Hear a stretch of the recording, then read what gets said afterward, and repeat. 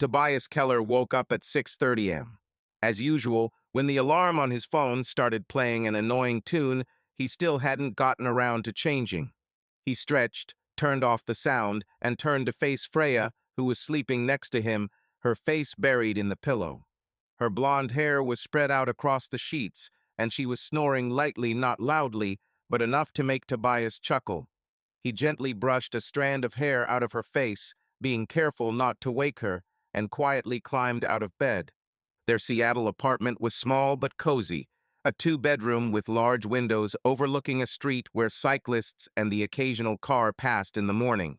Tobias walked into the kitchen, turned on the coffee maker, and pulled a yogurt from the fridge. While the coffee brewed, he checked his email on his laptop, a couple of emails from clients, a reminder to meet with a contractor on Thursday. Nothing urgent. He loved those quiet moments in the morning, before the day had even begun and his head was clear. "Tob, are you drinking coffee without me again?" Freya's sleepy voice rang out. She appeared in the doorway, yawning, wearing his old t-shirt with a logo of some architecture conference on it. Her hair was pulled back into a messy bun, and her eyes were still squinting in the light. "I left some for you, don't grumble," Tobias replied, pushing the mug towards her. "With milk, just the way you like it." Freya plopped down on a chair, picked up her mug, and took a sip. "Okay, I forgive you, but only because you're cute when you try." "Trying? I make you coffee every morning." He pretended to be offended, but the corners of his lips twitched. "Well, yes, and every morning I praise you. It's called marriage." She grinned and reached for his yogurt. "Give me a spoon, I want some too." Tobias rolled his eyes, but handed her the spoon. "You said yogurt was boring." "It's boring, but I'm hungry." Freya scooped up some yogurt and immediately winced. "Ugh, sugar-free isn't the same. Why don't you buy the normal kind, with strawberries or something?" "Because I'm not a 5-year-old, he took the jar from her. "Go eat your cereal, there's half a cupboard full of sweet stuff." Freya snorted, but stood up and pulled out a box of colorful cereal that Tobias secretly thought was childish nonsense. She poured it into a bowl, poured milk over it, and returned to the table, crunching so loudly that Tobias winced. "You did this on purpose, right?" he asked, sipping his coffee. "Yeah, so you don't relax," she winked. "By the way, are you going for a run today?" "I ate too much pizza last night. I need to burn off the calories." Tobias nodded. 7, like always. Just don't start whining again about me running too fast." "It's not me whining, it's you running like dogs are chasing you." Freya poked him with a spoon. "Let me breathe normally for once and not choke halfway." Okay, I'll run like a turtle." He raised his hands in surrender. "But if you stop taking pictures of every bush again, I'll leave you there." Freya laughed. "Fair enough. But the bushes in the park are really beautiful, Tob. You just don't appreciate nature." They finished breakfast, exchanging jokes, and began to get ready for their run. Tobias pulled on his sneakers and a sweatshirt, and Freya dug around in her closet, trying to find her favorite pair of leggings. "Where are they, Tob? I'm sure I washed them last week," she called from the bedroom. "Check the dryer," he replied, tying his laces. "You always throw things in there and forget about them." 5 minutes later, she came out, ready, with her phone in her hand. "Found it. But if they disappear again, I blame you." "Of course, I'm now officially a leggings thief." Tobias opened the door, letting her in first. "Come on, nature awaits." They walked outside, where the morning air was cool but not cold. The park was a 10-minute walk away, and they walked there leisurely, discussing their plans for the day. Tobias explained about a new project, a green-roofed housing complex he was designing for a client. Freya listened, nodding, but her mind was clearly elsewhere. "And what about you?" he asked when they reached the park and began to warm up. "How's your startup going?" Freya shrugged, stretching her legs. "The usual. The suppliers are dragging their feet on the shipment again, and I'm sitting here wondering how to avoid going broke. But never mind, I'll figure it out. If you need help, just say so." Tobias looked at her seriously. I can look at your bills and see where I can save money. You're already my personal accountant, she smiled, but there was a note of weariness in her voice. Thank you, Tob. Really, I just don't want to burden you. You're not burdening me, he put his hand on her shoulder. We're a team, Frey. We'll get through this together. She nodded, but looked away. Yeah, I know. Okay, let's run, or I'll freeze. They ran along the familiar path, where the asphalt gave way to gravel and the trees rustled in a light breeze. Tobias kept his promise and kept his pace, matching Freya's pace. She chatted about a new cream her company was testing and how one customer had written a long review but neglected to mention that he liked the product. Seriously, Tob, he wrote 3 paragraphs about the packaging, but not a word about the cream itself. She rolled her eyes, breathing evenly. I wrote to him, so did you like it or not? And he was like, oh yeah, it's cool, I just forgot to tell you. Tobias laughed. Maybe he just fell in love with the box. That's it, I'll start selling empty cans. She nudged him with her elbow. Listen, what's going on with your project? You said the client wanted something unusual. Yet he wants the whole complex to have solar panels and a rainwater collection system. Tobias wiped the sweat from his forehead. Cool idea, but his budget is limited. It'll be a struggle to make it all fit. You'll manage, Freya looked at him with a smile. You always find a way out. Remember how you talked that developer out of tearing down the old warehouse? I thought he'd tell you to leave, but you talked him into it. It wasn't a ploy, it was a professional approach. Tobias puffed out his chest, but then laughed. Okay, maybe a little charm. They ran 5 kilometers, stopped at a bench, and did a couple of stretches. Freya took out her phone to check the time and frowned. Damn, I have to call the supplier in an hour. They messed up the order again. Do you want me to stay home and help you figure this out? Tobias offered, wiping his face with a towel. No, go to work, she shook her head. I can handle it. It's just, well, sometimes you just want things to work themselves out. I understand, he put his arm around her shoulders. But if anything happens, call me. I'm serious. I know, Freya pressed herself against him for a second, then pulled away. Let's go home, I want a shower and more coffee. They walked back in silence, but it was a comfortable silence. At home, Tobias took over the bathroom first, while Freya answered some messages. When he came out, she was already sitting at her laptop, frowning at the screen. Bad news, he asked, pulling on his jeans. Not really, she sighed. It's just that the supplier says the delivery will be delayed by a week. And I already have clients waiting. I'll have to come up with something. Maybe we should offer them a discount. Tobias buttoned his shirt. Or some kind of bonus. I thought about it. Freya tapped her fingers on the table. Okay, I'll figure it out. What time will you be back today? By 6, if there's no traffic. He picked up his backpack. Shall we order something for dinner? I'd like to eat Thai. Oh yes, with shrimp. Her eyes lit up. And don't forget the mango juice. Last time you got pineapple, and it was so-so. Yes, boss. Tobias kissed her forehead and headed for the door. Good luck with the suppliers. Yeah, I'll need it. Freya waved her hand, already immersed in the laptop. Tobias left the house feeling fine. Work was waiting, the day was going to be busy, but Freya was home, and that made everything easier. He thought about how they would spend the weekend, maybe a trip to the country, to the lake they had talked about so often. He imagined the small house they could build, with a wooden porch where they could drink coffee in the morning and a garden where Freya could tend to the flowers. These thoughts warmed him as he drove to the office. In the office, Tobias immediately threw himself into work. His colleague, Mark, came in with a cup of coffee and started telling him about a new client who wanted something unique but not too expensive. Tobias listened with half an ear, checking the drawings on the screen. Listen, Tob, how are you? Mark suddenly asked, leaning back in his chair. I mean, you're always so happy with Freya. How do you do it? Tobias shrugged. We're just living. We're fine. Well, Her business is a bit rough, but that's temporary. Business is always a pain in the ass. Mark shook his head. My sister also tried to start something of her own, and it went bust in 6 months. It's good that Freya has you to back her up. Yeah, Tobias smiled, but something in Mark's words had hurt him. He didn't think Freya needed a safety net. She was strong, smart. But he brushed the thought aside and returned to his drawings. By lunchtime, he had called the client, discussed the details of the project, and even managed to joke about the weather in Seattle, which, as usual, threatened rain.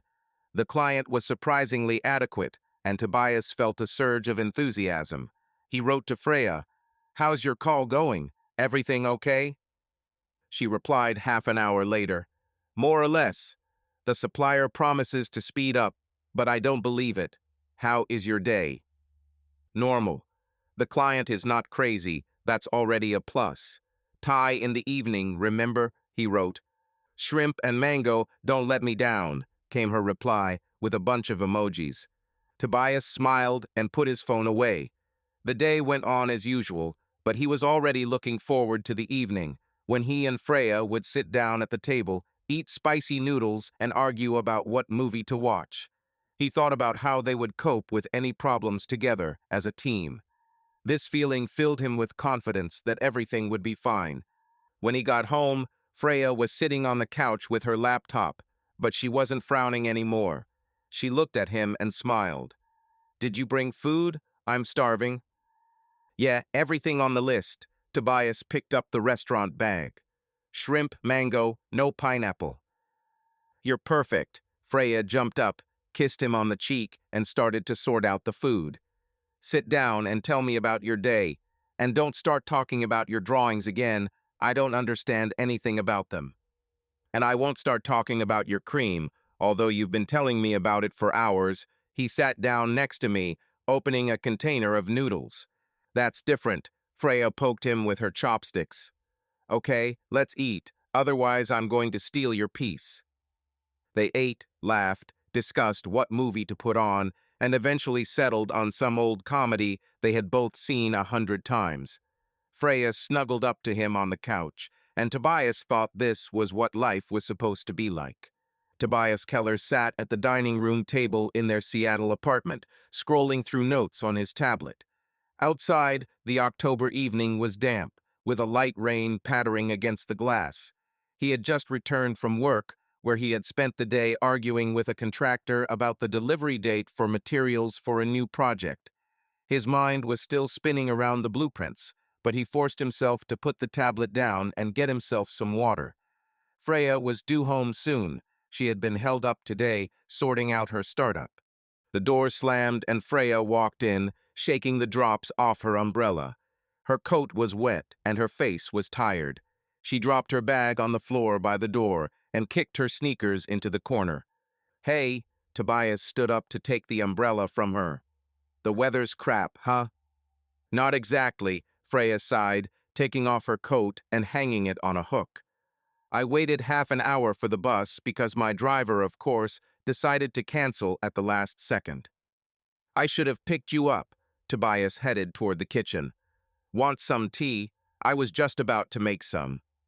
"Yes, please, something hot." She plopped down on the sofa, rubbing her temples. "It's been a terrible day." Tobias put the kettle on and took out 2 mugs. "Tell me, what happened?" Freya leaned back on the sofa, looking at the ceiling. "The supplier screwed up again. They promised a batch of cream by Wednesday, and now they say not until next week. And my customers are already writing where their orders are. One even threatened to leave a bad review if he doesn't receive the parcel by the weekend."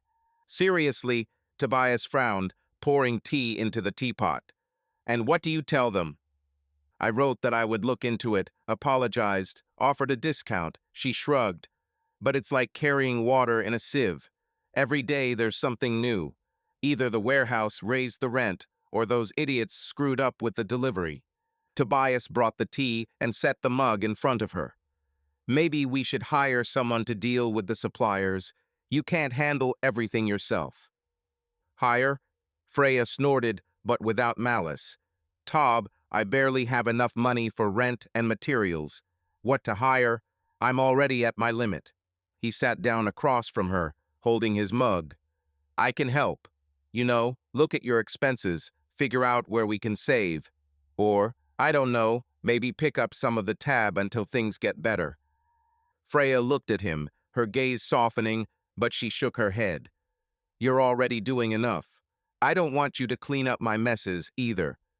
It's not just you, Tobias leaned forward. We're married, Frey. If your business is bad, it affects me too.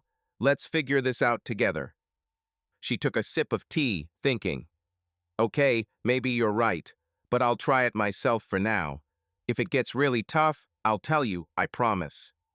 Agreed, he nodded, but noticed that she looked away, as if she didn't want to continue the topic. Want to order pizza? I'm not having dinner today, and I'm too lazy to cook. Oh yes, pepperoni, Freya perked up. And no anchovies like last time. I can still taste them in my mouth. It was an experiment, Tobias grinned, taking out his phone. We tried it once, we won't do it again. The experiment that almost got us divorced, she playfully poked him with her foot. Seriously, Tob, you sometimes choose such strange things.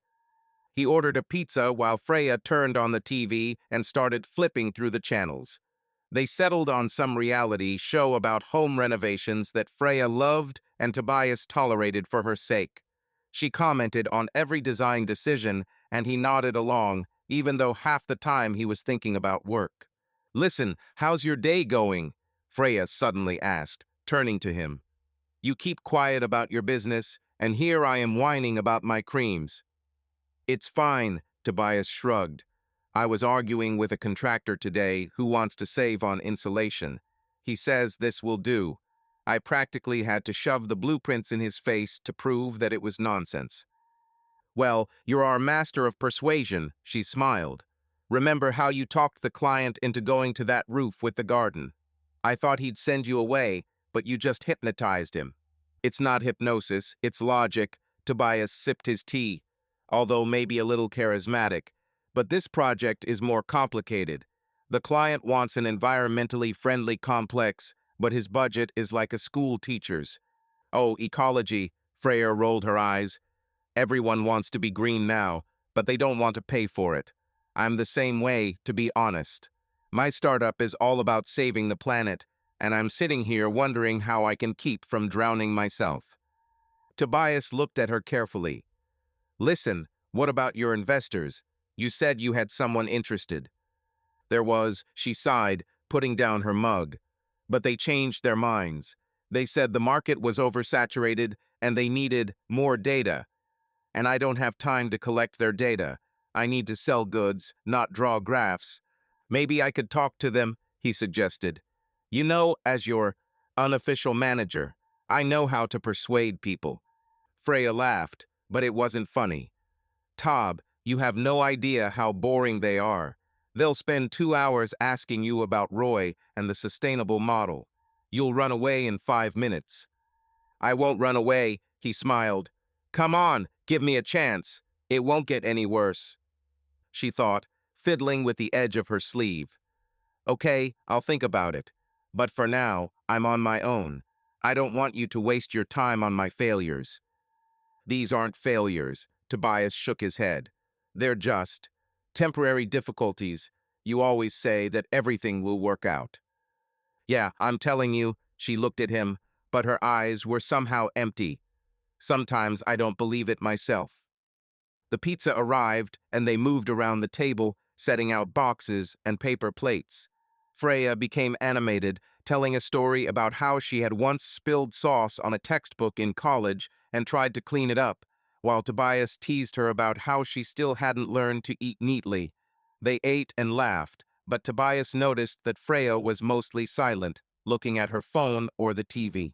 Everything okay? He asked as they put away the boxes. You're kind of, I don't know, quiet. Yeah, just tired, she shrugged, but didn't look at him. A lot has come up. It's okay, Tob. Tomorrow will be better. If anything happens, I'm here. He came up and hugged her from behind. Don't keep it all inside, okay? Okay, she turned and kissed him on the cheek. You're too nice, you know. I know, he grinned. That's why you married me. Freya laughed, but Tobias felt like she wasn't there with him. He brushed it off, thinking it was just fatigue. They went to bed, and Freya fell asleep quickly, while Tobias lay staring at the ceiling, thinking about how he could help her with her business. He imagined how they would pull her startup out of its slump together, how Freya would smile again like she used to. He was sure they could do it, because they were a team. The next day, Freya left early, saying she had a meeting with a new client. Tobias wished her luck and went to the office, where another round of negotiations with the contractor. But all day long, he had the feeling that something was wrong. He texted Freya at lunch. How was the meeting? Everything okay? She responded later in the evening. Fine. The client seems interested. Tired. We'll talk tonight. Tobias nodded to himself, but the feeling of unease did not go away. He decided that he would have a serious talk with her when he got home. Maybe he should offer to take over some of her bills so that she could breathe easier. He was ready to do anything to support her and their marriage. Tobias Keller sat in his living room, staring at his laptop. It was raining outside, and the windows of his Seattle apartment were fogged with humidity. It was Friday, the end of the work week, but he felt no relief. Freya had been out of sorts for the past couple of weeks, either buried in her phone, answering endless messages, or sitting at her desk, frowning over numbers in a spreadsheet. Her eco-friendly cosmetics startup, which had seemed promising a year ago, was now hanging by a thread. Tobias could see how exhausted she was, and it worried him. He opened a bank account and checked the balance again. The savings he and Freya had been saving for the lake house were still decent, but not endless. Tobias rubbed his chin, thinking. Yesterday, Freya had casually mentioned that she didn't have enough money to pay for the warehouse rent, and this morning the bank had sent a letter reminding him that her business loan was overdue. She hadn't asked for help directly, but Tobias knew that if he didn't do something, his company would collapse. Tob, are you in bed yet? Freya walked into the living room, holding a mug of herbal tea. She was wearing a sweater that was too big for her and looked tired. There were shadows under her eyes, and her hair was pulled back loosely with a rubber band. No, I'm checking something. He nodded at the laptop. Sit down, we need to talk. Freya frowned, but sat down on the couch next to him, tucking her legs under her. What's wrong? You look like you owe taxes. Not me, you. Tobias turned the laptop toward her, showing her the letter from the bank. This came today. They write that your loan is 2 months overdue. Why didn't you tell me? Freya looked at the screen, her face tightening. She put her mug down and ran a hand over her forehead. Damn, I thought I'd have time to figure this out. I'm just overwhelmed, Tob. Suppliers, warehouse, clients I can't keep up. Frey, you shouldn't be doing this alone. He moved closer. We agreed that we'd talk about everything. How much do you owe on the loan? She hesitated, looking at the floor. About 8,000, plus interest, and another 3 for the warehouse, because they raised the rent and I didn't pay last month. Tobias whistled. That's pretty good. Why didn't you say anything? I offered to help. Because it's my fault, she looked up sharply. It's my business, Tob. I don't want you cleaning up the shit I've caused. This isn't crap, this is your startup. He took her hand. And this isn't just your burden. We're married, Frey. If you're in trouble, I'm in too. Let's figure it out together. Freya bit her lip, her fingers tightening on his arm. Are you serious? I mean, it's a lot of money, Tob. I don't want you to think I'm using you. I don't think so, he shook his head.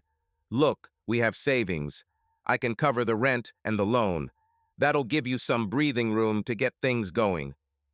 But this is our money, her voice wavered. We saved for a house, for the future. I can't just take it. It's not take, Tobias looked her in the eye. It's an investment. If your business pulls through, we'll give it all back. And if it doesn't, well, we'll still get through this. Together. Freya was silent, her eyes darting between him and the laptop. Finally, she nodded. Okay, but I'll pay you back, Tob. I swear. I've already made arrangements with a new supplier, he's cheaper, and I have a couple of clients who are willing to make larger orders. It just takes a little time. I believe you, he smiled, although he felt a slight anxiety inside. The amount was not small, but he did not want to show doubts. Let's pay everything tomorrow morning, and you can focus on work, not debts. She leaned over and hugged him, burying her face in his shoulder. Thank you, Tob. You have no idea how much this means to me. I, I really will make this work. I know, he stroked her back. Now go to bed. You look like you haven't slept in a week. Same here, she smiled weakly, moving away. Okay, I'm going to shower and bed. You don't stay up late either. Tobias nodded, but stayed at his laptop. He opened a bank account and began transferring money. First 3,000 for the warehouse rent, then 8,000 plus for the loan, including interest. His savings balance dwindled noticeably, and he paused for a second, looking at the numbers. But he pushed the doubts aside. This was for Freya, for their future. She would cope, and he would be there. The next day, Saturday, they were sitting down to breakfast toast, eggs, coffee. Freya looked a little more alert, her phone face down, a rarity. She reached for the jam and looked at Tobias. I called the bank yesterday, she said. They confirmed that the payments went through. The warehouse was paid for too. Tob, I still can't believe you did that. What should I do? Watch you drown. He took a sip of coffee. Now you have a clean slate. What next? Now I'm waiting for a batch from a new supplier. She perked up. If everything goes according to plan, I'll be able to ship the orders next week. And I found a guy who does packaging cheaper. That'll save us a ton of money. Us? Tobias raised an eyebrow, smirking. Am I officially on your team now? Yeah, my main sponsor. She poked him with her fork. Seriously, Tob, I'm so grateful. I know I was an idiot not telling you everything. I just didn't want you to think I failed. I don't think so. He put his hand on hers. You're fighting for your cause. That's cool. Just let me be a part of it, okay? Okay, she smiled, and this time her eyes lit up like before. Listen, let's go out tonight. You know, like normal people. We'll have burgers, drink beer. I'm treating you. Are you treating me? He laughed. Does your business already bring in millions? Not yet, but I can spend my last $10 on you. She winked. Okay. Okay, Tobias nodded. But if there are anchovies in there, I'm leaving. Ugh, don't even remind me, Freya winced. Okay, I'm going to call the supplier, and you. I don't know, go to hell or whatever you're doing there. Tobias watched her go as she picked up her phone and went into the bedroom. He felt better, like they were finally on the same page. But in the back of his mind, there was still a question. What if her business didn't work out? He pushed the thought aside and opened his work files. He had to get ready for Monday, and he didn't want to think about the bad stuff. That evening, they actually went to a bar nearby, a small one with wooden tables and the smell of fried chicken wings. Freya ordered an avocado burger, and Tobias got a classic one with bacon. They sat at the bar, sipping local beer and chatting about all sorts of nonsense. About the new TV series Freya was watching, about Tobias's coworker who was always late, about how they would one day go to Italy and eat pizza every day. Listen, Tob, Freya suddenly grew serious, pushing her plate away. I really want this to work, not just for the business, but for us. I know you've taken on a lot, and I don't want to let you down. You won't let me down, he looked her in the eyes.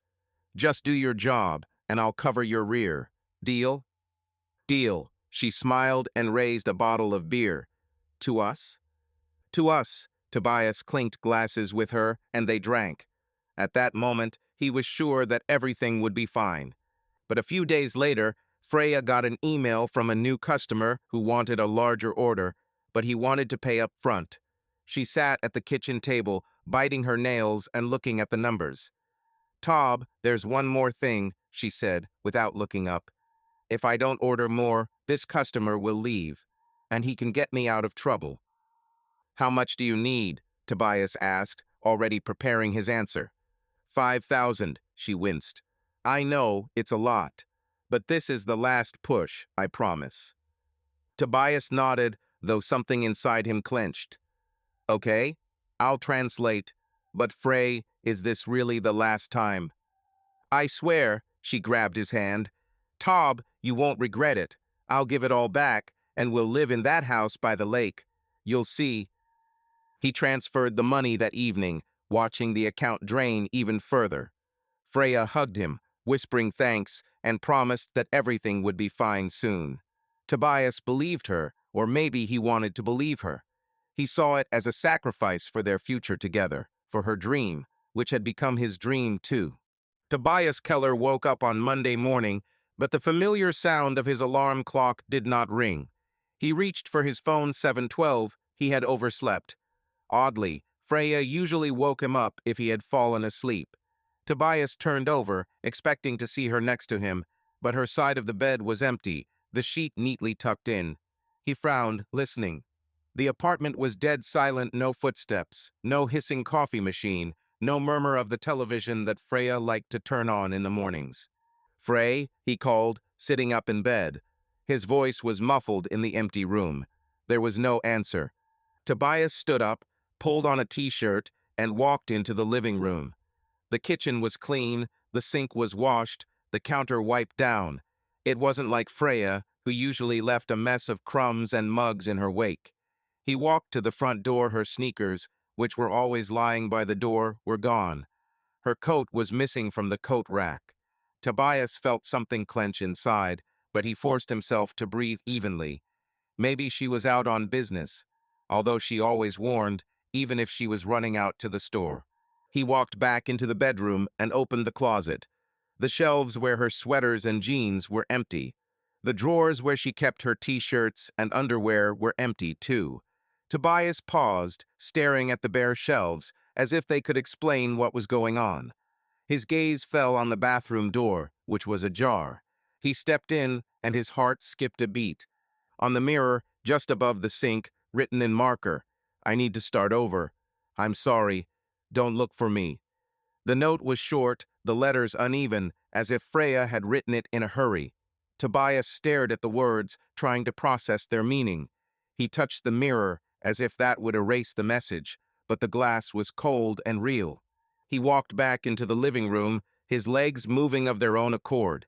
Her car keys were on the kitchen table, neatly placed next to the napkin holder. Tobias picked them up. The metal was icy. He sank into a chair, still clutching the keys, and stared out the window. Outside, Seattle was waking up. Cars driving down the wet street, someone walking their dog, the neighbor upstairs slamming their door. And inside the apartment, it was silent as a grave. Tobias stood up, walked over to the coffee machine, and turned it on. The humming sound filled the silence, but it didn't dispel the emptiness that had settled in his chest. He pulled out a mug, his, not hers, because her favorite one, the one with the stupid "Best Boss" sign, was gone. While the coffee brewed, he glanced again at the keys on the table. Was this a joke? Or would she come back in an hour, laughing at how overdramatic she had been? But the empty cabinet and the note on the mirror said otherwise. He poured coffee, but didn't drink it.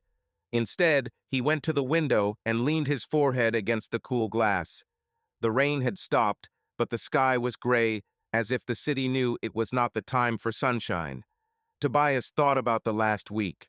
Freya had been quieter than usual, but he chalked it up to the stress of business.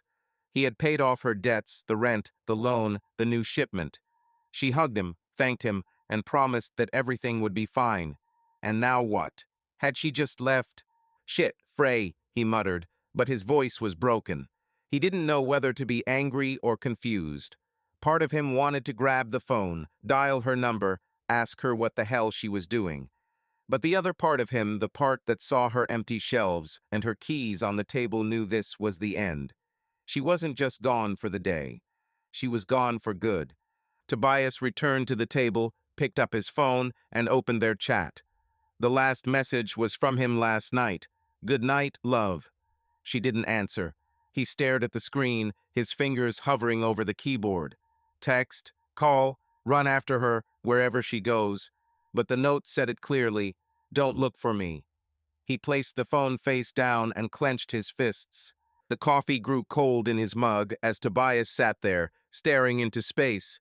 He remembered their conversations, her smile when they were planning the lake house, her laughter when he joked about her love of sweet cocktails. It all seemed so real, so theirs. And now, nothing, just a note and silence. He stood up, walked to the sink, and poured out the coffee. Then he went back into the bathroom, grabbed a rag, and wiped the writing off the mirror. The marker left a slight smudge, but Tobias rubbed until the glass was clean. He didn't want to see those words every time he washed his face. He didn't want them to remind him that he was alone. His phone vibrated a message from his colleague, Mark. "Tob, where are you? We have a call in half an hour." Tobias looked at the time, 8:15. He should have been in the office, discussing the project, smiling at the client. Instead, he was standing in an empty apartment that still smelled of her shampoo. "Screw it," he muttered, and texted Mark. "I'm sick, can't make it today. Reschedule the call." He knew it was unprofessional, but he didn't care. Not today. Tobias walked back to the window, sat on the sill, and stared out at the street. The neighbor's dog barked, the car hummed, life went on as usual, and he sat there, trying to understand how his world had collapsed overnight. He didn't cry, he didn't scream, he didn't punch the wall. He just watched the world move on while he stood still. An hour later, he forced himself to get up. He made more coffee, this time drinking it. He made toast, but didn't eat it. He walked around the apartment, noticing little things. Her toothbrush was missing, but there was a hairpin in the bathroom, forgotten on a shelf. On the couch was the blanket she always draped over her shoulders. Tobias picked it up, folded it, and put it in the closet. He didn't want the things to remind him of her, but he couldn't throw them away either. By lunchtime, he sat down at his laptop, opened his work files, but couldn't concentrate. Instead, he logged into their joint bank account. The balance was the same as he left it after the last transfer to her business. She didn't take a cent. It should have consoled him, but instead it only angered him. She took everything he had invested in her dream and simply disappeared. Tobias closed his laptop and lay down on the couch, staring at the ceiling. He didn't know what to do next. Call his friends, go to her friends and ask where she was. But something told him it was useless. Tobias Keller woke up Tuesday morning with a heavy chest, but he forced himself to get up. The day before, when he had discovered Freya's note and her disappearance, it was still playing in his head like a broken record. The apartment felt strange, too quiet, too empty. He glanced at her side of the bed. The pillow lay flat, as if no one had slept there. He rubbed his face, clearing away the sleep, and headed for the bathroom. The mirror he had wiped clean of her writing yesterday was shining, but he still avoided looking into it. In the kitchen, he turned on the coffee machine, but instead of Freya's usual mug with the words "Best Boss" written on it, he picked up an old, beat-up one from college. The coffee smelled the same, but tasted bitter, or maybe that was just his mood. Tobias sat at the table, looking at her car keys, which were still where she'd left them. He clenched his jaw and put them in a drawer, out of sight. "Enough," he said out loud to himself, his voice hoarse. He wasn't going to sit here and feel sorry for himself. Freya was gone, and that was her choice. He wasn't going to run after her, beg her, or drown in this shit. Life went on.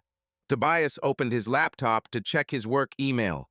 He dropped off a call yesterday, citing illness, and now Mark, his colleague, had texted, "Are you alive? The client wants to discuss the plans tomorrow. Get out of bed." Tobias texted back, "Alive. Be in the office by 9. He knew that work was what would keep him sane. He had to keep moving forward, even if it still hurt inside. He stood up, walked into the bedroom, and began to look around the apartment. On the shelf in the bathroom was her hair clipped black, with a small flower on it. On the windowsill in the living room, he found a pair of earrings she wore to parties. On the coffee table was her notebook with some notes about suppliers. Tobias gathered everything up, then noticed a bottle of her perfume on the dresser, the one with a hint of lavender that she adored. He picked it up, turned it over in his hands, but didn't open it. Instead, he tossed it into a plastic box with the rest of her things. "I don't need this museum," he muttered, closing the lid on the box. He took it down to the basement, where he kept old boxes of his college textbooks and Christmas decorations. He shoved it in a corner out of the light. Let it sit there until he decides what to do with it. Back in the apartment, Tobias felt a little lighter.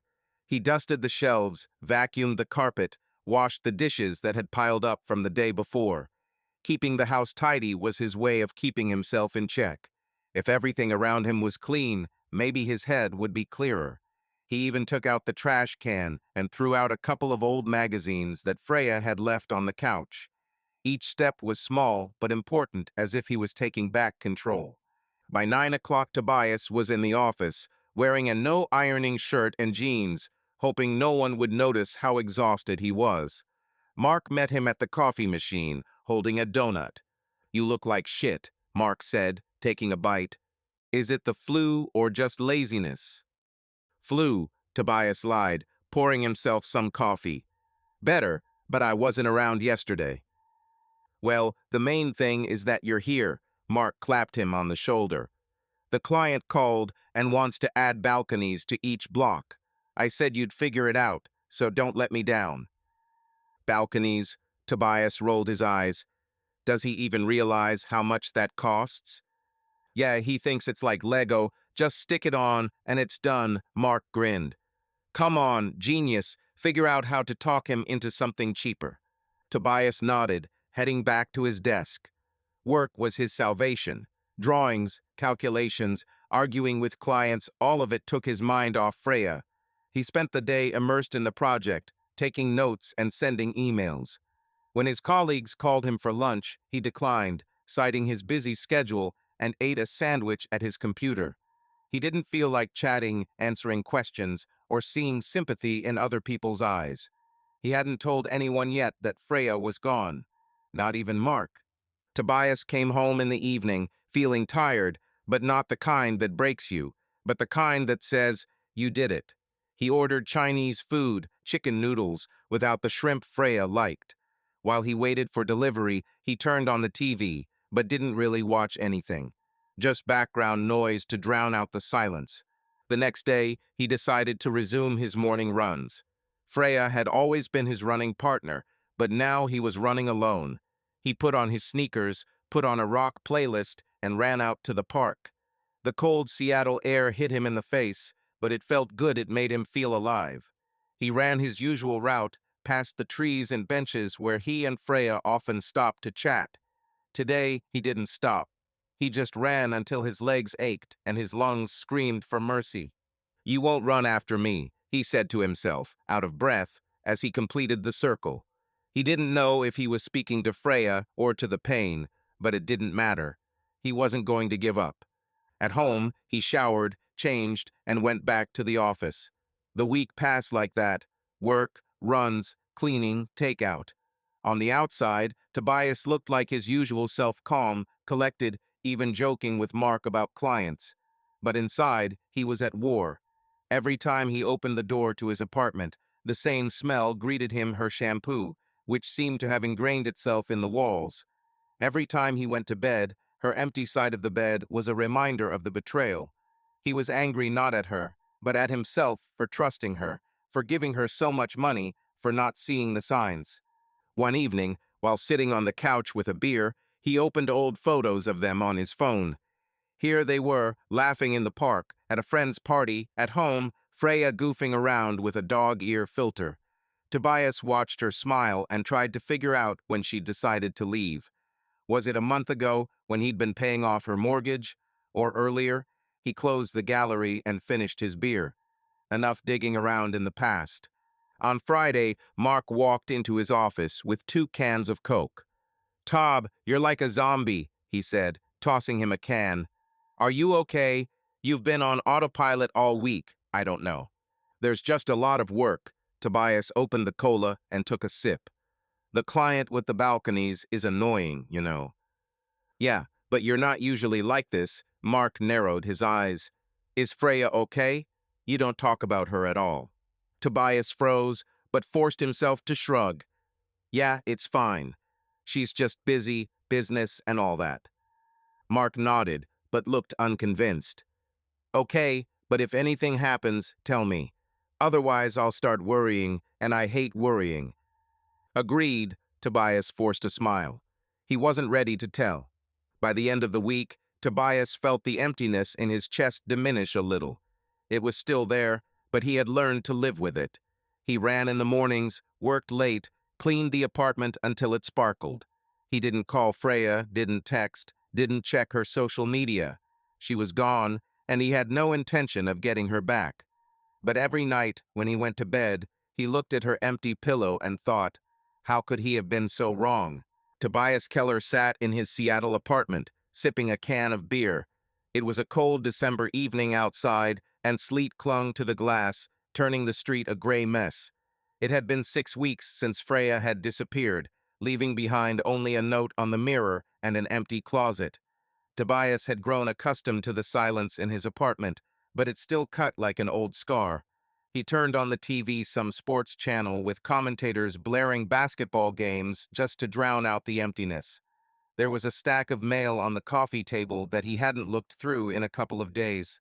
Bills, ads, nothing interesting. But this morning, when he came back from a run, he noticed a manila envelope with a law firm's logo. Tobias put down his beer and picked up the envelope. The sender's address was unfamiliar, but the name and address on the label looked too official. He ripped open the edge, pulled out the sheaf of papers, and immediately recognized what they were. At the top of the first page, in bold type, was printed, "Application for dissolution of marriage." His eyes scanned the lines, Freya Nolan, plaintiff, Tobias Keller, defendant. His jaw clenched, but he kept reading. The papers were neatly filled out, all the field's dates, signatures, reasons already in place. Freya had written irreconcilable differences, a standard formulation that explained nothing. She didn't need to explain. She had said it all with that note, "I need to start over. I'm sorry. Don't look for me." Tobias put the papers down and rubbed his temples. 6 weeks ago, he'd been shocked, then angry, then just trying to move on. He'd put her things in the basement, gone back to work, jogged in the mornings, and joked with his coworkers as if nothing had happened. But here it was, the final nail in the coffin. She hadn't just left. She'd officially cut him out of her life. He'd expected it to hurt, but instead he felt a strange numbness, as if someone had turned off the lights in the room he'd grown accustomed to living in. He stood up, went to the kitchen drawer, and pulled out a pen. The papers were lying on the table, open to the signature page. Freya had already signed hers, her handwriting neat and familiar, but foreign. Tobias sat up, picked up the pen, and froze. Part of him wanted to rip up the papers, throw them in the trash, as if that would change anything. But he knew it was useless. She was gone. She wasn't coming back, and he wasn't going to cling to something that was dead. "Screw it," he muttered, and signed. Once, then twice, where required. The pen left a deep mark on the paper, as if he had tried to push it all the way through. He folded the papers back into the envelope, sealed it, and tossed it on the table. That was it. 2 years of marriage, hundreds of conversations, plans for a lake house, it all fit in that envelope. Tobias picked up his phone to check the time, 7:43 p.m. He could have called Mark, his coworker, or stopped by an old friend's house from college, had a beer, told her his marriage was officially dead. But he didn't want to. He didn't want pity or questions or advice. Instead, he opened his laptop and wrote a short email to the lawyer whose name was on the paperwork. Signed, "Sending tomorrow." He attached a scan of the signed pages in case that would speed things up and hit send. Then he stood up, picked up the envelope, and put it in his backpack to drop off at the post office in the morning. No hesitation, no second thoughts. He did what he had to do. Tobias returned to the couch, finished his beer, and opened a second one. The TV was still blaring basketball, but he wasn't listening. He was thinking about Freya, not the one who had left, but the one he'd met 3 years ago. She'd been funny, sassy, with a twinkle in her eye when she'd talked about her startup. He remembered them sitting at a bar on their first date, and she'd spilled wine on the tablecloth, then laughed until she'd hiccuped. Where was that Freya? And when had she decided he wasn't part of her life anymore? Well, to hell with you, he said into the void, but without malice. The anger had burned out over the weeks. All that was left was fatigue and something akin to relief. Signing the papers felt like taking off a backpack he'd been carrying for too long. Painful, but bearable. The next day, Tobias stopped by the post office on his way to the office. He handed the envelope to a coworker, a young woman with bright pink nails, who smiled and asked if he needed expedited delivery. No, the usual will do, he said, trying to sound neutral. She nodded, scanned the barcode, and the envelope disappeared behind the counter. Tobias stepped outside, took a breath of cold air, and continued walking. Chapter closed. In the office, he was the same as always, joking with Mark, arguing with a client about the budget, drinking coffee from a machine that was always broken. No one noticed that he had just signed a divorce. Even Mark, who usually pestered them with questions, simply said, "Are you quiet today? Is the client bothering you again?" "Yeah, something like that," Tobias lied, looking down at the plans. He wasn't going to tell anyone. Not because he was ashamed, but because he didn't want his life to be picked apart. This was his, and his alone. He returned home that evening, and for the first time in a week, he didn't turn on the TV. Instead, he pulled out his laptop and started looking for apartments. His and Freya's lease was ending in a couple of months, and he didn't want to stay in a place where everything reminded him of her. He found a couple of options, smaller, cheaper, closer to the office. Nothing special, but it was a step up. He bookmarked the listings and closed his laptop. Before going to bed, Tobias went to the bathroom, washed his face, and looked in the mirror. For the first time in 6 weeks, he wasn't looking for traces of her marker or thinking about her note. He just looked at himself, tired, but still there. He knew the pain was still there, just lurking like an animal in ambush. But he wasn't going to be afraid of it. Freya was gone, the marriage was over, and now his life was his own. "Move on, Tob," he said to his reflection and turned off the light. Tomorrow would be a new day, and he would greet it with open eyes. Tobias Keller woke up Saturday morning to sunlight streaming through his curtains. February in Seattle rarely gave him clear skies, but today the sky was clear, reflecting off the wet pavement outside. He stretched, his legs aching slightly from his run the previous day. 3 months had passed since Freya had disappeared, leaving behind a note and an empty closet. The divorce was finalized, the papers had been signed, and Tobias, to his surprise, was beginning to adjust to his new life. The apartment still seemed too big for one person, but he kept it tidy. No dirty mugs in the sink, no clothes lying around. It helped keep his head clear. He got up, made coffee, and toasted some peanut butter. While the machine was humming, he checked his phone, a couple of work emails, a text from Mark with a coffee meme, nothing urgent. Tobias had planned out the day lazily, a run, a shower, maybe a quick stop at the bookstore to buy something to read. He was finishing his coffee when there was a knock on the door. Tobias froze, frowning. No one came unannounced, and delivery people usually rang the intercom. "Who's there?" he shouted, approaching the door. This is Eden. Eden Ray," came the voice, slightly muffled. "I'm on Freya's case." Tobias opened the door, and there stood Eden Ray, a friend of Freya's he'd seen a few times at parties. She was 33, a landscape photographer with a camera hanging around her neck and a habit of speaking plainly. He remembered how at one party they'd argued about the best sunset spots in Seattle until Freya had dragged her off to dance. Eden was wearing a denim jacket, her dark hair pulled back into a messy bun, and carrying an empty canvas backpack. She looked awkward, shifting from one foot to the other. "Hello," Tobias said, stepping aside. "Come in." "Hello," Eden stepped inside, looking around. "Sorry to drop by unannounced. Freya wrote to ask me to pick up something she left behind. I hope I'm not intruding too much." "No, it's fine." Tobias closed the door and nodded towards the living room. "I collected her things. They're in a box. I'll show you now." He led her to the corner of the room, where a plastic box with a lid sat on the floor. Inside were the odds and ends he'd found after Freya left. A diary with her notes, a scarf, a hair clip, a pair of earrings, a bottle of perfume. Tobias had taken the box down to the basement immediately after she'd disappeared, but he'd brought it back a couple of weeks ago, deciding it was time to deal with it. He didn't want these things taking up space in his life. Eden crouched down, opened the box, and took a quick look at the contents. "Wow, you really organized this," she said, holding up the planner. "I thought it was going to be, I don't know, a mess or something." Tobias shrugged, leaning against the wall. "I don't like things lying around. It's easier to gather them in one place." She nodded, but her gaze slid around the apartment. The living room was clean. The couch was made, the table was crumb-free, a couple of books and a mug, washed until it shone, sat on the windowsill. Even the air smelled fresh, not like stale coffee or forgotten food. Eden raised an eyebrow at him. "Seriously, Tob," she said, straightening up. "I expected you to be, well, depressed or something.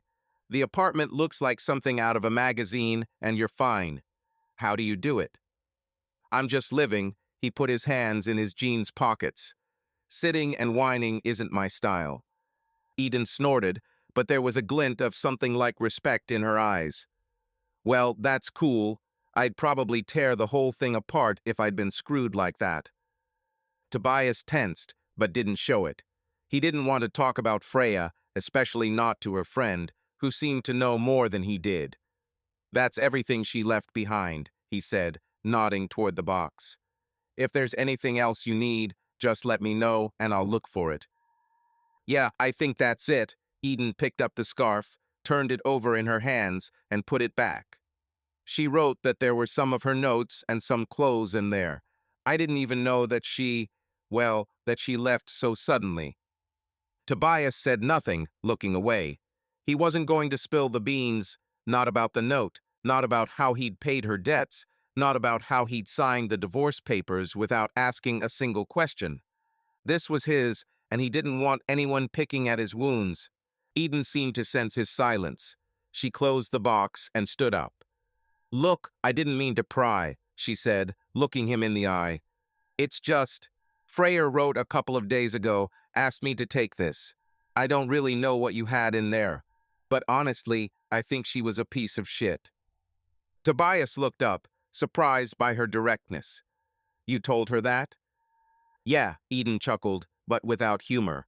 "She said she was an idiot for thinking she could just run off and leave you to clean up the mess. She didn't respond, just sent me a list of her things and an address. Typical Freya." He nodded, unsure of what to say. Part of him wanted to ask where Freya was, what she was doing, but he suppressed the urge. It didn't matter. Instead, he pointed to the box. "Take it, that's all. If she remembers anything else, let her come to you." "I doubt she'll show up." Eden picked up the box, but didn't move toward the door. She looked at Tobias, as if debating whether to say anything else. "You know, I always thought you were cool. You were the only one at those parties who wasn't whining or showing off. It's a shame it all turned out this way." "Sometimes," Tobias shrugged, but her words struck a chord. He wasn't used to compliments, especially from people he barely knew. "Thanks for stopping by. Want some coffee or something? I just made some." Eden hesitated, clearly not expecting the offer. Yeah, why not? If you don't throw me out, I'll sit for a few minutes." "I'm not kicking you out." He nodded towards the kitchen. "Let's go. There's normal coffee there, not from a machine." They walked into the kitchen, and Tobias poured her coffee into a clean mug. Eden sat down at the table, setting the coffee box down next to her, and took a sip. "Wow, is this real coffee? Not that crap Freya always drank." Tobias chuckled, sitting down opposite. "Yeah, she liked some cheap instant stuff. I never convinced her otherwise." "Yeah, she had. Peculiar taste." Eden smiled, but then grew serious. "Listen, Tob, I really didn't want to pry into your business. It's just, well, I saw the way you looked at her, and the way she dumped you. It sucked." It's gone. He sipped his coffee, trying to sound indifferent. I'm fine. Work, jogging, everything as usual. Well, you're really made of iron. She shook her head. I would have already smashed a couple of plates or gotten completely drunk. It's a shame about the plates. Tobias smiled slightly. And getting drunk isn't my thing. I'd rather run an extra kilometer. Eden laughed, and the tension in the room eased. They sat and drank coffee, and the conversation flowed. She told him about her last photo shoot on the coast, where she nearly drowned her camera in the tide. Tobias mentioned his client who wanted balconies like Paris, but on a barn budget. They laughed, and Tobias realized that this was the first time in 3 months that he had talked to someone about something other than work or the weather. Tobias Keller sat at the kitchen table in his Seattle apartment, across from Eden Ray, who was still holding her coffee mug. The February sunshine poured through the window, reflecting off the clean countertop. A box of Freya's things sat at Eden's feet, but neither she nor Tobias were in any hurry to bring up her ex-girlfriend. They had just laughed about the time Eden had nearly drowned her camera while filming on the beach, and the conversation flowed easily, almost as if they had known each other for years rather than just a few casual encounters. Seriously, Tob, Eden leaned back in her chair, grinning. You should have seen me running from the wave, holding the camera above my head. I thought it was the end of my business. And then I looked and saw that the tripod was drowned, but I saved the pictures. A heroic act, Tobias chuckled, sipping his coffee. If I were you, I'd just drop everything and lie down on the sand and surrender. Oh, I'm sure, she pointed a finger at him. You're Mr. Practical. You'd probably start building a raft out of branches to save the camera. A raft? He raised an eyebrow. At most, a basin from the nearest cafe. I'm not one of those who survives in the forest. Eden laughed, and hers was a clear laugh, without the stiffness Tobias had noticed in people trying to cheer him up after Freya had left. He realized he hadn't thought about her for 10 minutes, a record in the last 3 months. But Eden seemed to be taking the silence as an excuse to return to a topic they had both been avoiding. Listen, Tob, she put her mug down and looked at him seriously. I probably shouldn't say this, but Freya didn't just leave. She was whining to me a couple months ago that her business was going down and she didn't know what to do. And then you paid off all her debts, and well, it was like she was expecting it. Tobias tensed, his fingers tightening around his mug. He looked at Eden, but didn't interrupt. She continued, lowering her voice. I told her straight out that it was mean. Like, you're carrying her problems around with you, and she doesn't even tell you what's what. She brushed it off like, you don't understand, I have no choice. But I could see that she was already planning something. And then she wrote that she left and asked me to take these things. Eden nodded at the box. I was shocked, honestly. I thought she would at least talk to you. Tobias nodded, his face calm, but something inside him snapped. He had suspected that Freya hadn't just snapped one day. It had all come together too well. The last payment for her business, her withdrawal, and then the note and the empty closet. But hearing it from Eden, the person who knew Freya better than he did, was like a punch to the gut. I figured it out, he said finally, his voice even. She got quieter a couple of weeks before she left. I thought it was stress, business. But it seems she was just waiting for me to close all her accounts. Eden winced, as if it physically hurt her to hear that. Damn, Tob, that's so shitty. I texted her when I found out she left. Told her she was selfish, and you didn't deserve that. She never even responded, just sent me that stupid list of things. Typical, Tobias chuckled slightly, but without humor. She always did that. If she didn't want to talk, she just kept quiet until the problem went away. Yeah, I know, Eden shook her head. I remember in college, she wouldn't answer for a week if I pestered her. But this is another level. I'm still in shock that she did this to you. Tobias shrugged, looking out the window. It's over. I signed the divorce papers, sent them back. She got what she wanted. It's not my concern now. Eden looked at him carefully, as if trying to figure out if he was as calm as he seemed. You really are made of iron, Tob. I'd be screaming across town or getting drunk at a bar by now. It doesn't help, he smiled slightly. I checked. It's better to run 10 kilometers or clean up the apartment. At least you see the result. Well, judging by your apartment, you're a cleaning champion. Eden glanced around the kitchen, where everything was sparkling. Seriously, it's cleaner than mine, and I'm a total tidy freak. It's my way of not going crazy. Tobias sipped his coffee, relaxing. Talking about Freya had been hard, but Eden hadn't pushed, hadn't tried to fix him like some of his friends had suggested. Just forget. She just sat there, talked, and it had been normal. Okay, let's talk about something less depressing. Eden slapped her palm on the table. What's up with your job? You're an architect, right? Do you draw skyscrapers or something? Tobias chuckled, happy about the change of topic. Not exactly skyscrapers. I'm working on a housing development right now. The client wants everything eco-friendly, solar panels, rainwater collection, that sort of thing. But he's got the budget of a high school club. Oh, I know those guys. Eden rolled her eyes. I had a client book a photo shoot for his hotel, wanted epic sunsets, but paid like he was paying for phone shots. I had to talk him into thinking my photos would pay for themselves when the tourists started coming. And it worked. Tobias raised an eyebrow. Yeah, he's my regular client now. She grinned. But I still argue with him about the price every time. And how do you talk your clients into it? Logic and blueprints, Tobias shrugged. I show them the numbers, explain why their ideas will either bankrupt them or destroy the building. Usually works. Although this one with the balconies is getting on my nerves. Balconies? Eden laughed. Does he want every tenant to feel like Romeo? Something like that, Tobias smiled, his first real smile that morning. He says it's European chic. I tell him European chic costs European money. He still won't give in. They continued to chat, jumping from work to small talk.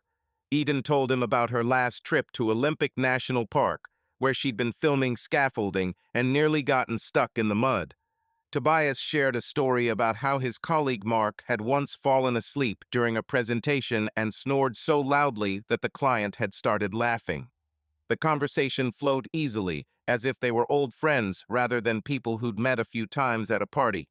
Listen, I've been sitting here too long. Eden glanced at her phone and winced. Damn, I was just going to grab the box and get out of here. We've been hanging around here for an hour. It's okay, Tobias shrugged, but he found himself not wanting her to leave. Talking to her was like a breath of fresh air after months of loneliness. I can pour you some more coffee if you want. You're tempting me, she smirked. He turned on the coffee machine, pulled out more beans, and glanced at Eden. She was sitting there, scrolling on her phone, but she looked relaxed, like she was genuinely comfortable. Tobias found himself liking it. Her presence didn't feel oppressive, and didn't require him to pretend or explain himself. He poured coffee into 2 clean mugs and set one in front of her. Well, what are we drinking? Eden raised her mug, squinting. To your perfect cleaning or to my brilliant photos? For not drowning the camera, Tobias grinned, clinking his mug. That seems to be your greatest feat. Hey, don't laugh, that was an epic moment. She took a sip and rolled her eyes. Although, to be honest, I'm still mad about that tripod. $100 down the drain. They started talking again, jumping from her shoot to his work. Eden told him about the time she shot a wedding and almost dropped her drone on the cake, and Tobias told him about a client who once asked for a glass ceiling in his house, but forgot that it rains for half the year in Seattle. The conversation was light and easy, and Tobias suddenly realized he didn't want it to end. Listen, are you hungry? Eden put her mug down, looking at him. I've been on my feet all day, and breakfast was, well, a candy bar from the car. Maybe we should order something. Tobias hesitated, but liked the idea. Yeah, why not? What do you want? Pizza, tacos, Chinese. Oh, tacos, definitely. Her eyes lit up. just with a ton of guacamole, and without that weird fish, what's it called? Tilapia? Yuck. No tilapia, got it. Tobias pulled out his phone and opened the delivery app. Will it work with chicken? Perfect. Eden leaned back in her chair, pleased. You really know how to please. Freya probably didn't appreciate that kind of service. The mention of Freya stung slightly, but Tobias just chuckled. She was more of an anchovy pizza person. I still don't know how she ate them. Anchovies? Eden winced. Okay, now I know why she left. It's a crime against taste. They laughed, and Tobias ordered chicken tacos, guacamole, some chips, and salsa. While they waited for the delivery, Eden suggested they turn on something on the TV. Any ideas? She asked, picking up the remote. Not the news, I hate it. Let's have something old, Tobias shrugged. There's one movie, Back to the Future. Have you seen it? Did you see it? Eden looked at him like he was a child. Tob, it's a classic. I know it by heart. Come on, turn it on and see who can quote Marty better. Tobias found a movie on streaming, and they settled on the couch, Freya's box of clothes in the corner out of the way. The delivery arrived half an hour later, and they set out the food on the coffee table. Tacos, dips, chips. Eden snatched a taco right away, spilling a squirt of salsa on her jeans, and laughed. Here I go again. She grabbed a napkin, wiping the stain. Why do I never eat neatly? Because you're getting too carried away. Tobias handed her another napkin. Eat like it's the last taco in the world. Maybe the last one, she winked, taking another bite. This is divine. You're officially my delivery hero now. The movie played in the background, but they spent more time talking than watching. Eden recited Doc's lines, waving a chip, and Tobias joined in, recalling scenes he'd seen as a teenager. The hours passed quickly as they finished their tacos, finished their coffee, then opened a couple of cans of soda Tobias had found in the fridge. By the end of the movie, Eden was sitting with her legs tucked under her, looking like she'd been here 100 times. Okay, that was cool, she said as the credits rolled across the screen. She stretched, glancing at her phone. Damn, I've been up late. It's almost 3 o'clock. I have a shoot in a couple hours, so I need to get going. Tobias nodded, feeling slightly disappointed. Yeah, time flies. Thanks for staying. It was fun. Fun? Eden raised an eyebrow, standing up. Tob, that was better than most of my Saturdays. Seriously, you're holding up better than I thought. I was expecting you to be depressed, with a bunch of empty bottles and a mess. He chuckled, rising from the couch. I don't let the past control me, he said, his voice sounding more confident than he'd expected. Freya is gone, and that's her choice. I'm not going to fall apart over it. Eden looked at him, her eyes lingering a little too long. There was something in them, not pity, not curiosity, but something warm, almost admiring. You know, that's cool, she said quietly. Not everyone could do that. Their eyes met, and something new, almost tangible, hung in the air. Tobias felt his pulse quicken, but before he could say anything, Eden looked away, picking up the box containing Freya's things. Okay, I'm going to run. She headed for the door, but her voice was a little softer. Text me if anything. You know, if you want more tacos or want to argue about movies.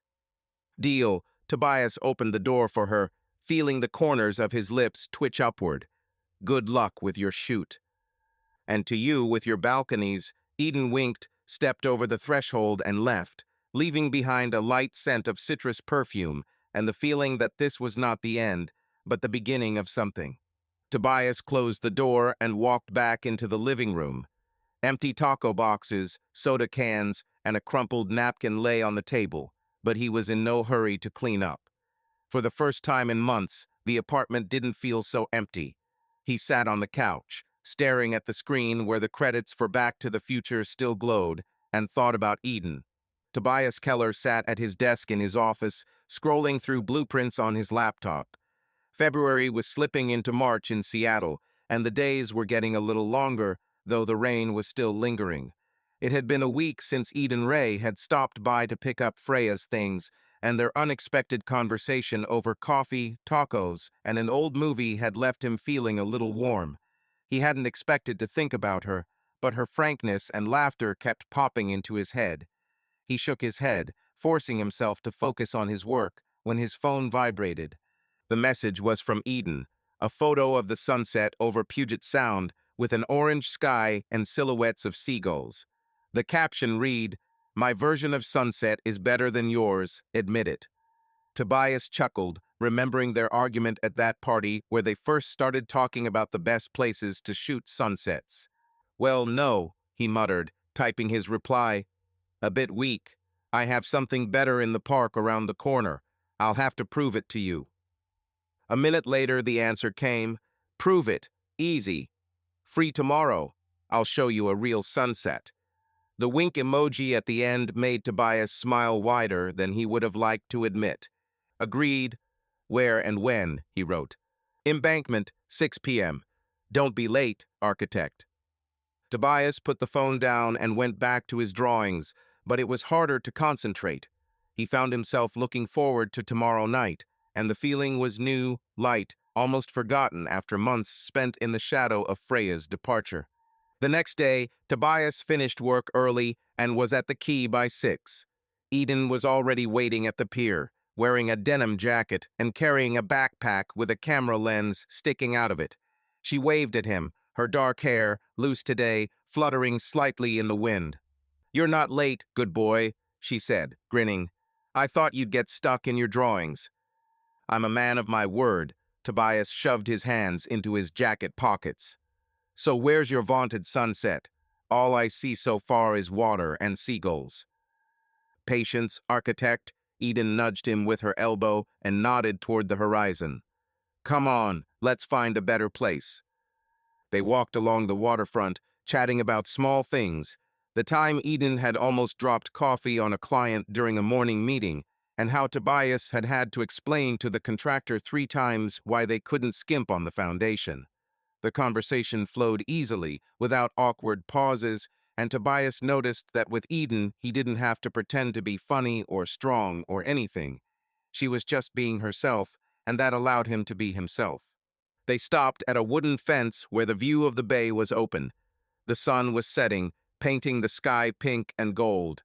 Eden pulled out her camera, but she didn't take pictures. She just stared at the water. "Well, admit it," she said, not taking her eyes off the horizon. "This is better than your park." "Okay, I give in." Tobias raised his hands, smiling. "But only because there are no barking dogs and trash cans here." Eden laughed, and her laugh was so infectious that Tobias couldn't help but laugh too. They stood next to each other, watching the sunset, and for a moment the world around them became quieter, just the sound of the waves and the distant honk of the ferry. "You know," Eden said suddenly, turning to him, "I thought you'd be, I don't know, more reserved, after everything Freya did. But you're different. It's cool." Tobias shrugged, but her words struck a chord. "I'm just trying not to get stuck. She's gone, and I don't want that to weigh me down." Eden nodded, her eyes serious but warm. "I see. I'd probably still be yelling at her in my imaginary conversations." "Oh, I screamed a couple of times," he chuckled. "But then I decided that running was better than arguing with nothing." They stood there for a while, looking at the fading sky, and then Eden suggested going to a nearby cafe. They got coffee to go and continued walking, exchanging jokes and stories. That was the beginning of their connection, not loud, not intrusive, but simple, like breathing. Over the next few weeks, Tobias and Eden talked almost every day. She would send him photos, a sunset over a forest, a funny graffiti on a wall in the city center. He would reply with jokes or suggest meeting up. Their meetings were varied but always light. A hike in the mountains where Eden would take pictures of the landscapes and Tobias would carry her backpack. Dinner at a burger joint where they would argue about which sauce was better. An evening by a campfire in the park where they would roast marshmallows and laugh at how Eden had managed to set her jacket on fire. Eden was not like Freya. Freya was always on the move, chasing something bigger: success, money, a dream. She needed support, solutions, and salvation. Eden just lived, photographing her sunsets, drinking coffee, joking, falling into the mud on the trail, and laughing at herself. She shared little things with Tobias: the taste of a burger, the smell of the forest, the warmth of a fire, and it filled his life with something new, something he hadn't noticed before. One day in early April, they were walking along the waterfront again. It was a warm evening for Seattle, and a busker was playing melancholy guitar on the pier. Eden was telling the story of how a client had booked a photo shoot for a dog, but the dog refused to sit still and ended up stealing her tripod. "I'm serious, Tob," she laughed, waving her arms. "That poodle looked at me like I owed him $1 million. Then he just dragged the tripod into the bushes." Tobias laughed, shaking his head. "And you still call yourself a professional? The poodle beat you." "Hey, that was a genius poodle." She poked him in the shoulder, but her hand lingered a little too long. They stopped at the railing, looking out over the water where the lights of the city were reflected. The music from the pier faded, and Eden suddenly looked at him, her smile softening. "You know, Tob," she said quietly, "I always thought you deserved someone who was, well, on your wavelength. Not like Freya, who was always chasing something. Someone who was just there for you." Tobias froze, her words echoing in his chest. He looked at her, her dark eyes, her slightly disheveled hair, the sincerity in her gaze. "Who do you think it is?" he asked, his voice slightly hoarse. Eden didn't answer. Instead, she stepped closer, her hand brushing his jacket, and she kissed him. It was soft but sure, without rush or hesitation. Tobias felt the warmth of her lips, the scent of her citrusy perfume, and for a second the world around him disappeared. He responded, wrapping his arms around her waist, and the kiss deepened, but still as light as their conversations. It felt right, not loud, not dramatic, just them. When they pulled away, Eden looked at him, her cheeks slightly pink. "I'm sorry," she said, but there was no regret in her voice. "I've just wanted to." "Don't apologize," Tobias smiled, still holding her by the waist. "I think I do too." She laughed, looking away toward the water, but her hand remained in his. They stood there for another minute, listening to the guitar and the sound of the waves. Tobias felt something inside him come to life: not a storm, not a fire, but a quiet, steady light. Eden didn't want anything from him except to be myself, and that was more than he could ask for. "Shall we move on?" she suggested, squeezing his hand. "Or are you just going to stand here like a romantic hero?" "Only if you start serenading me," he winked, and they moved further down the embankment, still holding hands. It was a small step, but Tobias knew it was leading to something bigger. Tobias Keller woke up Saturday morning to the smell of bacon sizzling in a frying pan. April was mild in Seattle, and the open window let in fresh air mixed with the sounds of the early morning city. He stretched, feeling the warmth of his bed, and smiled as he heard Eden Ray humming out of tune in the kitchen. What had started as coffee and conversation 4 months earlier had become something more, something light but real. Eden stayed over often, and her presence filled the apartment with a life Tobias had missed since Freya left. He stood up, pulled on jeans and a t-shirt, and walked into the living room. Eden was standing at the stove in his old gray t-shirt, which was too big for her, frying bacon while stirring eggs. Her dark hair was pulled back into a messy bun, and there was a bowl of sliced tomatoes already on the table. "Good morning, sleeping architect," Eden said without turning around. "I thought you deserved a proper breakfast. No need to thank me, just eat." "Wow, bacon and eggs." Tobias stepped closer, peering over her shoulder. "Are you officially a chef now?"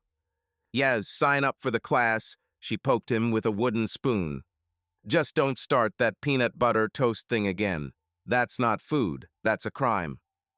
Tobias laughed, hugging her from behind. "Okay, I give in. But if the bacon burns, I'll hold it against you." "Burn?" Eden pretended to be offended. "By the way, I'm a grill master. Well, almost. Sit down. Everything will be ready in a minute." He kissed her neck and went to put the coffee on when there was a sudden knock on the door. Tobias froze, frowning. No one came unannounced, and they hadn't ordered delivery. Eden raised an eyebrow, turning off the stove. "Who else is this?" she asked, wiping her hands with a towel. "Your client with the balconies decided to bring the plans himself?" "I doubt it," Tobias shrugged, but a feeling of unease stabbed at his chest. He walked to the door and opened it without looking through the peephole.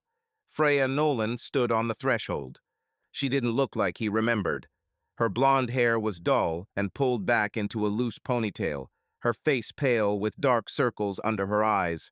She was wearing a black coat that hung loosely on her body, and she was holding her bag as if she didn't know what to do with it. Her gaze flicked to Tobias, and she opened her mouth, but didn't speak right away. "Tob," she finally breathed out, her voice shaking. Can we talk?" Tobias stood motionless, his hand still clutching the doorknob. 4 months ago, she had left, leaving a note and an empty closet. He had signed the divorce papers, cut her out of his life, and now she stood here as if nothing had changed. He felt a mixture of anger and confusion welling up inside him, but he forced himself to speak calmly. "Freya," he said, his voice even but cold. "What are you doing here?" She shifted from one foot to the other, her fingers fiddling nervously with the strap of her bag. I know I shouldn't have just come, but I need to talk to you. Please, Tob. I messed up, I know, but—" Before he could answer, Eden's voice came from the kitchen. "Tob, who's there? The bacon's getting cold, by the way." Freya froze, her eyes widening as Eden walked into the living room, still wearing Tobias's shirt, holding a towel. She stopped when she saw Freya, her face briefly looking surprised, but then calmed down. Eden crossed her arms, leaning against the doorframe. "Oh," Freya said quietly, her eyes darting between Tobias and Eden. You. Tobias felt the tension in the room thicken, but he didn't move. He wasn't going to explain or justify himself. Freya was gone, and her right to answer had burned away with that note on the mirror. "Freya," he said, his voice firmer. "If you have something to say, say it. But I'm not sure it makes sense." She opened her mouth, but the words stuck. Her gaze fell again on Eden, who stood there, unfazed. Freya swallowed, her face twisting as if she were just now realizing that Tobias's world hadn't stopped with her gone. Eden stepped forward, her voice even, almost matter-of-fact. "Freya, you're gone. Life hasn't stopped." She shrugged, but there was no malice in her words, just a statement of fact. "If you need anything, the box with your things is already yours. Everything else, well, it's not yours anymore." Freya looked at her, her lips trembling, but she didn't answer. Her eyes returned to Tobias, and for a second it seemed she was going to say something else, an apology, an excuse, a plea. But instead she lowered her head, clutched her bag tighter, and took a step back. She began, but her voice broke. "Okay, I get it." She turned, her steps quick and uneven, as if she were afraid to change her mind. Tobias watched her walk toward the stairs, her figure growing smaller until she disappeared around the corner. He closed the door, and the click of the latch was louder than expected. It was the end, final, without words or scenes. He turned to Eden, who was still standing at the door frame, looking at him. Her face was calm, but there was a flicker of worry in her eyes. "Are you okay?" she asked, coming closer. "Yeah," Tobias nodded, though his insides were still churning. He'd expected Freya's return to stir up old wounds, but instead he felt a strange sense of relief. She was here, and nothing had changed. He didn't want to listen to her, didn't want her words. His life was different now. She looked like a ghost. Eden shook her head, turning back to the stove. "But, I thought she was going to start screaming or crying. But she just, PFFT, vanished." She had nothing to say. Tobias walked over to the table, sitting down. "She wanted me to stay stuck where she left me, but I'm not stuck." Eden looked at him, a small smile touching her lips. "That's why I love you, architect. You don't let the past hold you back." She placed a plate of bacon and eggs in front of him, and Tobias felt the tension ease. He took his fork, but first reached for her hand, squeezing her fingers. "Thank you for being here," he said quietly. "You're welcome." Eden squeezed his hand back, her eyes warm. "Now eat before I take your bacon." They laughed, and the moment with Freya faded like morning mist. Tobias knew her departure was final not because she wouldn't come back, but because he wasn't waiting for her anymore. His life was here, with Eden, with the smell of bacon and the sun streaming through the window. Tobias Keller sat on the couch in his Seattle apartment, scrolling through plans for a new project on his tablet. It was a warm May evening outside, and the sounds of the city car horns, laughter, a distant dog were coming through the cracked window. Eden Ray's camera sat on the coffee table, casually left behind from their morning walk, along with the empty box from the Chinese takeout they'd had for dinner.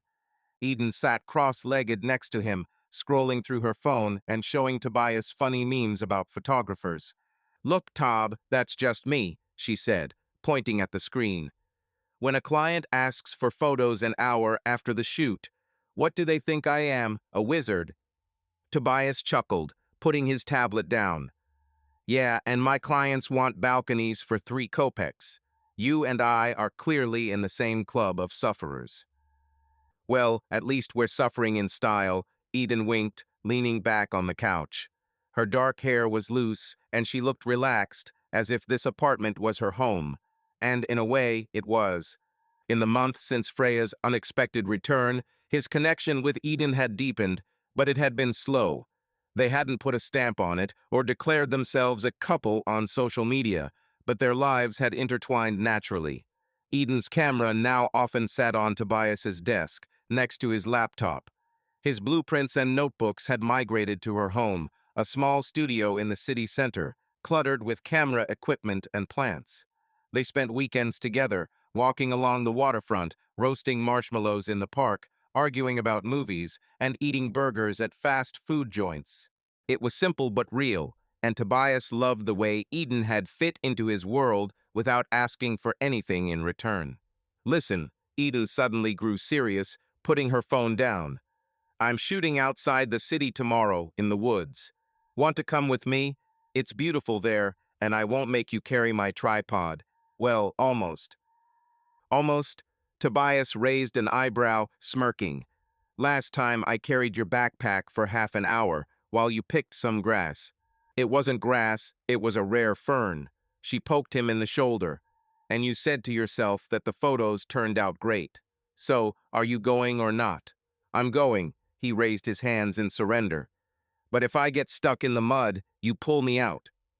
"It's a deal, architect," Eden smiled, and her eyes lit up, as they always did when she talked about her work. Tobias looked at her and thought about how easily she brightened his life, not with big gestures, but with little things. Her laughter, her jokes, her habit of leaving her lenses wherever she could. Their relationship was no secret, but they didn't advertise it. Tobias told his colleague Mark about Eden, who immediately started teasing him, calling him a ladies' man. Eden mentioned Tobias to her photographer friends, and they started inviting him to their get-togethers. But not everyone accepted their relationship so easily. Several mutual friends of Freya's, whom Tobias met at parties or in cafes, whispered when they saw them together. He caught glances, heard snippets of conversation. "That's her friend, right?" Or, he moved on quickly. Tobias didn't care. He wasn't going to make excuses to people who didn't know what he'd been through. One day, while at a bar with Eden's friends, a guy named Kyle, who knew Freya from high school, came up to them. He clapped Tobias on the shoulder and said with a grin, "Hey, dude, you found the one. Eden's hot. Not like, well, you know." Tobias nodded, taking a sip of his beer. "Yeah, I get it." He didn't elaborate, but Kyle's words had sunk in. Eden really was different. She didn't need to be saved. She didn't have any illusions. She was just there, sharing life with him. A couple of weeks later, Tobias got a text from Freya. It came late one night while he and Eden were sitting on the couch watching an old movie. His phone blinked, and he saw her name on the screen for the first time since she showed up at his door. The message was short. I saw your photo on Instagram. You look happy. Is this serious? Tobias frowned at the screen. The photo she was talking about was one Eden had taken last week. They were sitting on the pier eating ice cream, and Eden had insisted on a selfie of them both laughing because his waffle was melting. He hadn't thought Freya would see it, she hadn't liked his posts in a while, and he hadn't checked her profile. Eden, noticing his silence, peered over his shoulder. "Who is this?" she asked, but her voice was calm, without jealousy. "Freya," Tobias showed her the screen. "Saw our photo." Eden chuckled, leaning back on the couch. "So, what do you say?" Tobias thought for a second, then typed, "Yes, seriously, good luck to you." He pressed send and blocked her number without waiting for a response. Eden looked at him with a small smile. "That's laconic," she said. "I'd probably write something sarcastic." "No need," Tobias shrugged, putting the phone away. She already understood everything. Freya no longer wrote, and her presence, which had once seemed like a shadow over his life, had finally faded. Tobias felt that this was the final nail in the coffin of the past. He no longer looked back. A few days later, Freya's mother, Linda, called him. Tobias was surprised to see her number. They hadn't spoken since the divorce. He answered, standing in the kitchen while Eden fiddled with the coffee machine. "Tobias, honey, it's Linda." Her voice was soft but careful. I I just wanted to see how you were. And, well, I heard about you and Eden." Tobias tensed, but answered calmly, "I'm fine, Linda. Thanks for calling." "I'm glad." She paused.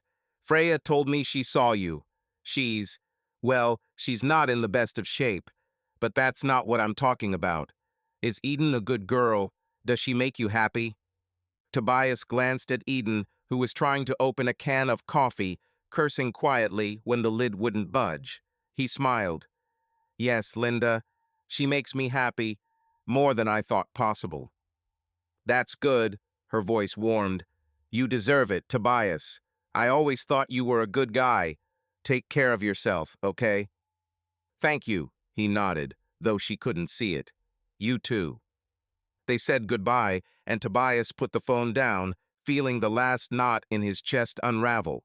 Even Freya's mother, who had always been closer to her than to him, could see that he was moving on. It was like a quiet blessing he hadn't expected.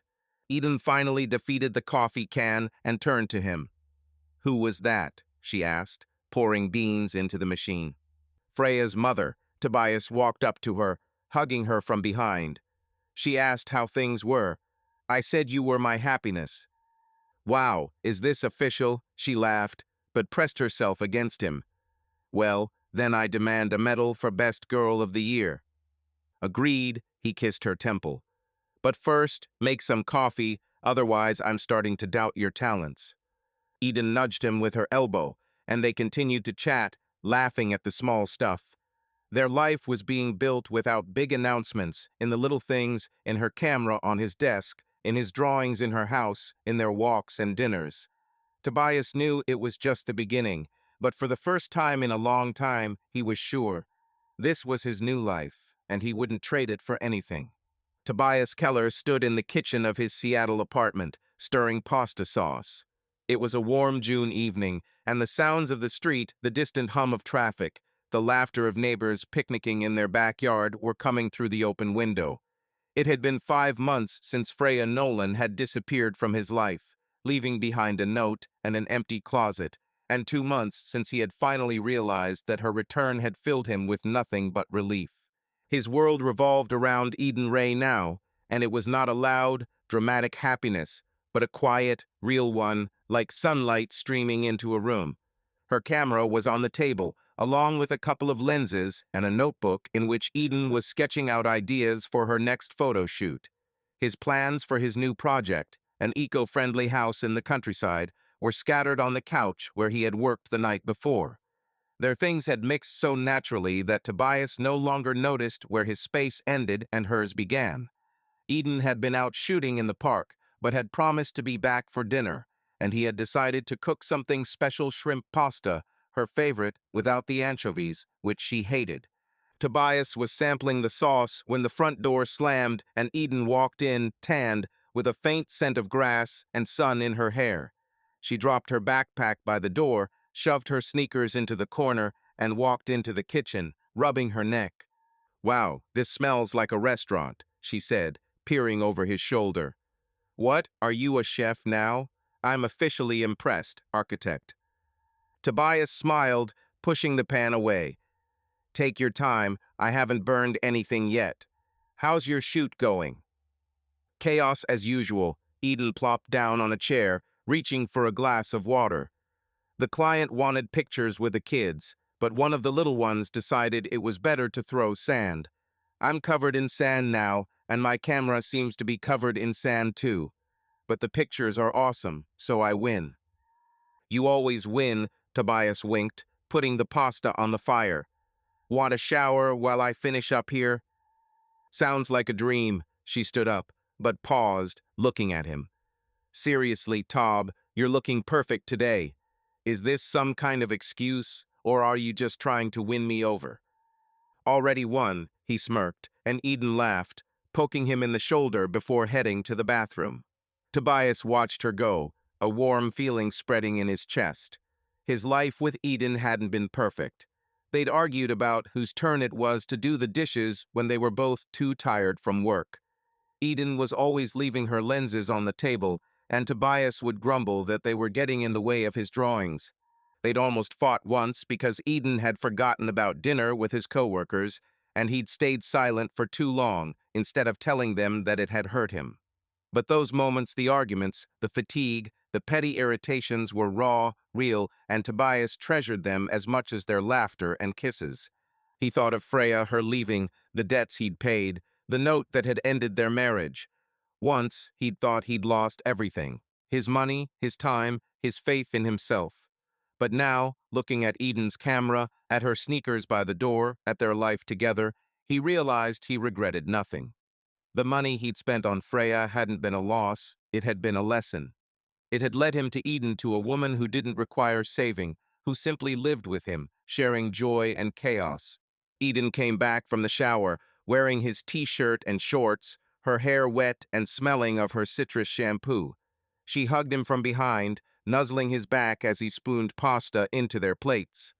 "I'm starving," she muttered. "You're my hero, you know." "Yeah, put it on your resume." Tobias turned, hugging her back. "Eat it before it gets cold, or I'll take it all."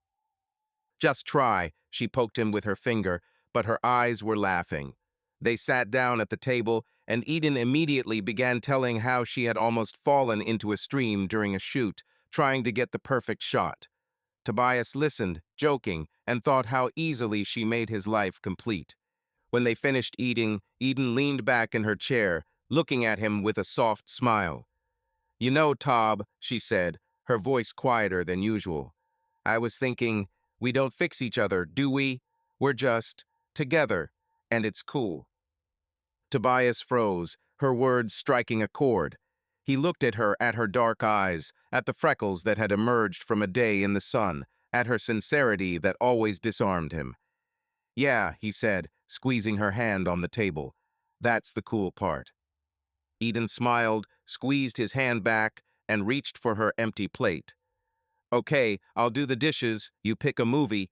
Just not Back to the Future for the 100th time. I already know all the lines." "It's a classic," Tobias feigned offense, but stood up to clear away the remains of the food. "But okay, I'll find something new." They continued to chat as they cleaned the kitchen, and Tobias looked at Eden, feeling everything fall into place. The pain of the past, Freya's leaving, her betrayal, the lost money was the path that had led him here. To this kitchen, to those arguments over the dishes, to her laughter, to their life. Sometimes loss is not an end, but a beginning, and Tobias knew he had found what he was looking for without even knowing it. He put on a movie, some comedy Eden had chosen because there were dogs in it, and they settled on the couch, her head on his shoulder. Tobias wrapped his arms around her, feeling the warmth of her body, and thought that the light ahead was not a distant dream, but this moment, here and now, and he wouldn't trade it for anything. Subscribe to our channel so that your love doesn't cheat on you, and go ahead and listen to the next story, because this story is nothing compared to the next one. If you're under 18, don't even think click to the next one.